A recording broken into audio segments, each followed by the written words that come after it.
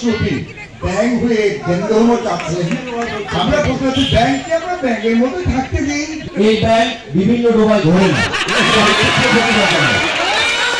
এক ডোবায় জন্ম, সেই ডোবায় ছিল। এখন আপনারা যদি জাহাঙ্গীরে থাকতে চান এবং যদি চান যে আমাদের এই রূপবতী গুণবতী অসাধারণ যার সুন্দর যার কণ্ঠ একবার শোনার পরে আমাদের বরের স্বাস্থ্যটা আর স্বামীর স্বাস্থ্যটা দেখলে বুঝবেন বরটাকে ধনী হাত দাঁড়িয়ে চলে আসছে। না না, আমাদের সঙ্গে যেতে চায়। সে বলছে বরের কথা তো শুনি নাই, বরের পক্ষ যে কথাটা বলতেছে এই কথা বলার পরে ব্যাঙের একটাও ধ্যান করতে ইচ্ছে করতেছে না। এখন চলে যাবে।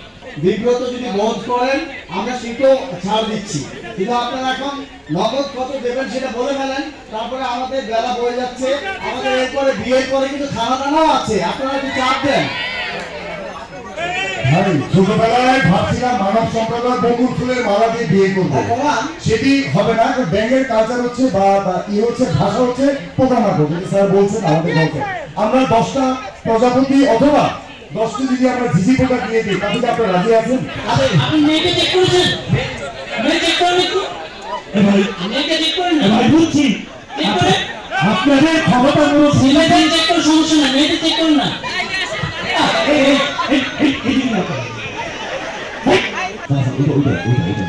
আমরা দেখতে পাচ্ছি কনের পক্ষ বর পক্ষ কনের বাবা এবং বরের বাবা দুজনকে আংটি করিয়ে দিচ্ছি। আমরা গোপন সূত্রে বিয়েতে আসলে জানতে পেরেছি কনের বাবা এবং বরের বাবা।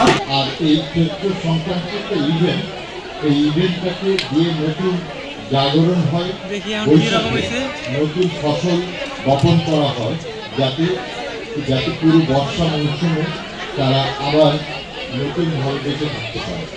এর ফলে বৈশাখ থেকে প্রকৃতি কমপ্লিটলি পরিবর্তিত হতে থাকে। ফলে এই প্রকৃতির এই পরিবর্তনটাও আমাদের মানব সমাজ প্রাণী তুলতে নানাভাবে প্রভাবিত। তো আমাদের সমাজে যে আমরা শুধু মানুষ আছি, কিন্তু উদ্ভিদ এবং প্রাণীকেই খুব একটা গুরুত্ব দিচ্ছি না, কিন্তু উদ্ভিদ এবং প্রাণী আসলে আমাদেরকে বেঁচে থাকার একমাত্র সহায় হিসাবে আমরা ভাবতে পারি। 5 লাখের মধ্যে 5 লাখ আছে।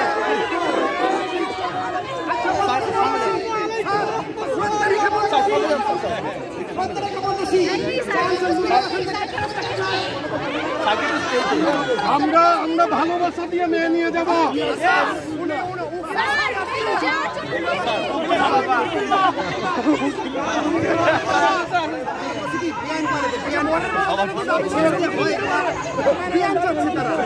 আমি বলি